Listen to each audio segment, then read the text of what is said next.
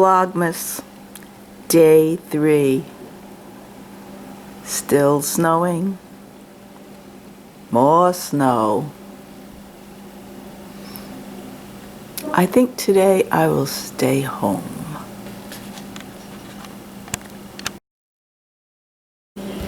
Well, it's Tuesday and I've decided to make meatballs for tomorrow night's guild party.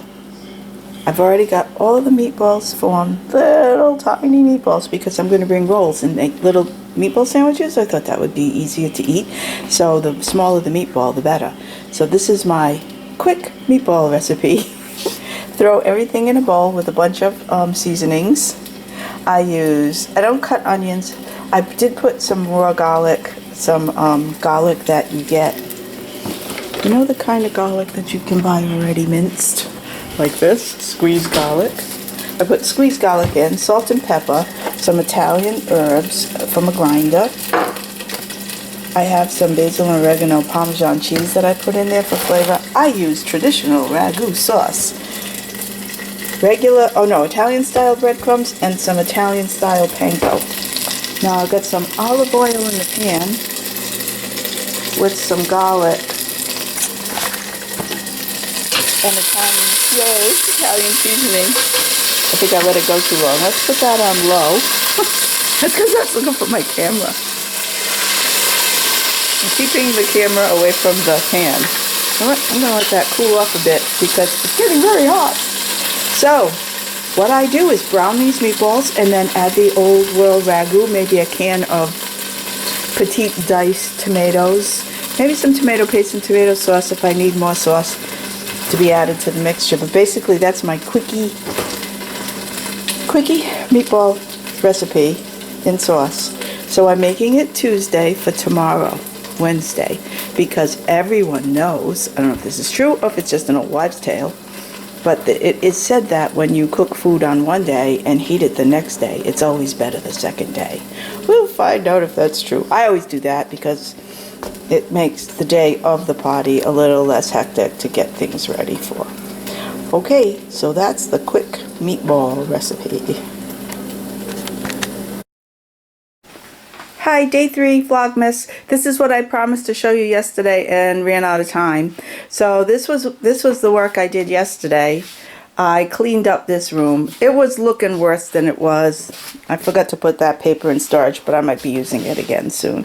I put all my boxes for eBay in my storage area upstairs because I'm not going to be mailing 25 or 30 packages in this coming week. So my stamps are straightened out and organized, all washed and put away because I had a bunch of stamp sets out here. You can see it's still snowing in Rhode Island, although it's getting a little brighter. Let me turn out this light and see if you can. I had the light on thinking I would need it, but doesn't it look nice outside? As you can see, I'm kind of short, so I can't see out my own windows. But yeah, the snow is still nice and new. All my birdhouses are backlit here. Okay. This is going to be my next project. I mentioned these yesterday. I have to plug in my heat gun, which I might as well. This is my tool drawer. This is my heat gun. I'm going to shrink wrap all my lip balm and put them in a basket for tomorrow night's craft fair. Get my mallet in there.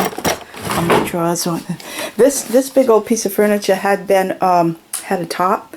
My husband used to use it before I knew him, before we were married. It was an entertainment center back in the day when televisions were small and it could take up like 1/2 of that top. So I claimed the bottom of it, and it was in this natural wood. I didn't do anything to it. And what I do is I organize all my crafting things. And there's all my inkers, and these are all embossing folders. And then I have all my embellishments in the next drawer. Oh, that's kind of sloppy. Not too bad. I know where everything is, so it's not real bad. This is generally adhesives and ink daubers, things like that. And instructions to things I buy. Like you ever look at them again, right? That my tool drawer I just showed you. The two bottom areas, that carries... See, this room has to be for inks and stamping and any kind of paper crafting. Anything that's not sewing, basically. That's why the knitting got in here. I also have All in that corner, way in the back, is soap making and soap making stuff. Underneath this side is lip balm stuff, and this side is candles. Candles and magnetic stuff, I think. What's in here? Oh, beading, yes. All my beads. All my beading stuff. Sometimes you forget what you have. This is all cards these are cards that are finished. Different like holiday, congratulations, thank you cards, Christmas cards, special Alice in Wonderland stuff, miscellaneous cards. Unique stamps and unique holiday. Oh, miscellaneous holiday stamps are up there. Have an old Cricut up there. More cutting.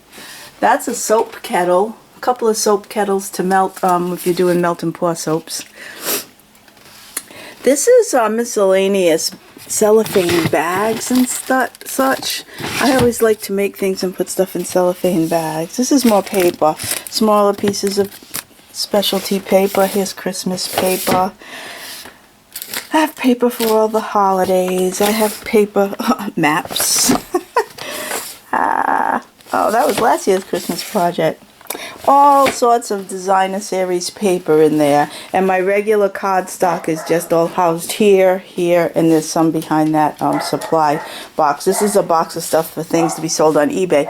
So my eBay stuff is in here as well. There are all my ink stamps. More stamps there. I also took a shelving unit and put it over here. Everything's on wheel, like downstairs. I try to keep everything on wheels so that I can move things around depending on where I work. Sometimes I work at this table. Sometimes I work at my desk. Sometimes I'm just up here. This is a tracing. This is a light box. Although it's not a light box, it's just an LED. What did they call it? It's just an LED. It glows at three brightness levels. Salad spinner, because that's how I wring out my socks and I put this little shelving thing on the side of my cabinet here so that I can store more stamps. My grandson's stuff is on the top shelf. He knows where to get his supplies. And I also use the other side. I put a couple of, no, I only have one on this one. One power strip, so that it makes it easy to plug things in. This is where I take pictures of things for eBay, because between the natural light coming in there, I wait for daytime, and I have a couple other lamps. I let my husband borrow them to do his puzzle, so that if you put something in here and you need to take a picture of it for like eBay, you can see. I shouldn't do that. People will get dizzy. But it's a good place to take photos. It's my own light box. It works out well. I do it for eBay. Oh, I used to do it for card making because I used to put cards on my blog and, excuse me, also entered different card challenges and had to take pictures and put the stuff online. This used to be a closet. You can see the outline of the closet. I took the closet doors off and I put a table in there and put more plastic shelving units. And this kind of goes way around the corner because there's a long skinny closet. I just have a lot of storage in there too. You need storage, especially if you do crafts. You need the space. So anyway, I promised I always have a TV so I can watch videos. It's not necessarily here to watch television, but it's set up with a Bluetooth DVD player, CD player, DVD player, so that it's Wi-Fi and it can connect to my internet, and I can get Netflix and Hulu and of course YouTube, and that's what I'll put on a tutorial if I'm going to be doing something right here. This is my Tim Holtz glass mat, which is really cool. Got a lot of glare in here right now. Well, anyway, I promised I'd show you this all straightened up. To me, this is straightened. I know it looks like a lot of, might still look like a mess to most people, but it's very convenient to have everything you need at your fingertips. Okay, that's it for the upstairs craft room. I've turned the sound off at this section of the video because the heat gun can be very loud. Just wanted to give you an idea of how quickly you can actually shrink wrap lip balm. I tried to use those wooden tongs to be safe, but I'm not good trying to be safe. It doesn't really get all that hot. You can keep your fingers out of the way, and you get the plastic to shrink wrap pretty quickly. It's fun to shrink wrap the lip balm because as you heat up the lip balm again, you can smell the aroma of the essential oil. These are buttercream lip balm, and they smell really good while you're doing this little shrink wrapping. We've probably all done gift baskets or worked in stores where you had to shrink wrap products that got returned to be put back on the floor. I think it's fun. I mean, this is a very low price point product for me because I sell them for $1. And when you really get down to how much like labor there is, it's kind of crazy, but it's fun. I like doing it. And the lip balm stays nice and fresh if you shrink wrap it like that. So there are a lot of steps to making the lip balm. So I think it's a really great value for $1. And it's all natural. And living in New England, we can all use lip balm to keep our lips from getting all dried out in this winter weather.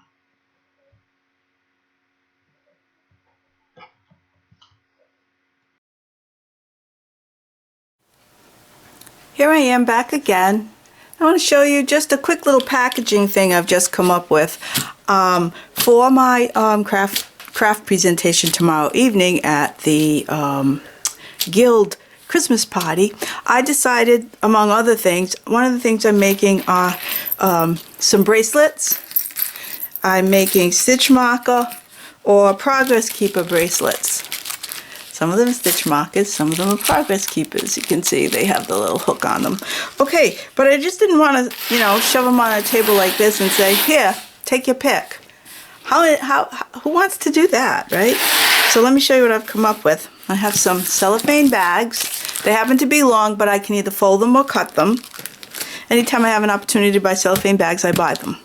I have some scraps of white cardstock that I just cut to 3.5 inches by 4. I marked the 2 little places here. You can see my pencil marks to make to punch some holes. This is all just regular crafts. Anyone can do this at any time. So you punch a couple of holes. I put it in the wrong place again. Anyone can do this but me. Okay, here we go. So you punch a couple of holes. Then you take, this one's going to be a stitch marker. You can tell because the holes, the rings are a little bigger. They'll fit on bigger needles. Unhook your bracelet. Send, well, either way. Let's see which way it's going to be. Which way are they going to go frontwards? This way or this way? I think they'll look better that way. So I'm going to put this end through this hole carefully. It really goes through very easily. I just did it right there. And then you can put the same, instead of putting the big bulbous one, there. You see you have your bracelet through the 2 top holes. And you hook it. Then you take a cellophane bag. I don't think I have to explain this part to you, but I will. And you stick your little cardboard piece in. This one has gussets, but we don't even have to bother with opening the gussets. Just leave them closed. And there we have it. Now I can fold it over twice or I can cut it. I think I'm going to cut this one and then fold it and tape it. So if you work on a grid like I do, all my tables are gridded. But if you don't, you can just eyeball a straight line. I'm going to cut it off maybe right about here. Okay. Then straighten it out, fold it over, get us some cellophane tape, of course, and just put a little piece of tape on the back. And there you have it. So I'm just going to put a little white sticker here and I'm going to handwrite on it, or maybe I'll make them on computer. I'll probably just handwrite it so it looks more handmade. Stitch marker bracelet with a price. Aren't they cute? Stitch markers and progress keepers. Okay, that's it on this short segment of Vlogmas. You'll be seeing these tomorrow night if you come to the Guild Christmas party. Anyone's welcome to come, I believe. We're going to be having a Guild meeting, Christmas party, and craft fair If you want to come and check us out because you're a knitter in Rhode Island or Massachusetts or Southern Connecticut or whatever's close for you, you're welcome to come. It's at the Slater Mill in Pawtucket. But anyway, I'm getting ready. I'm getting geared up for tomorrow night. See you then. Bye.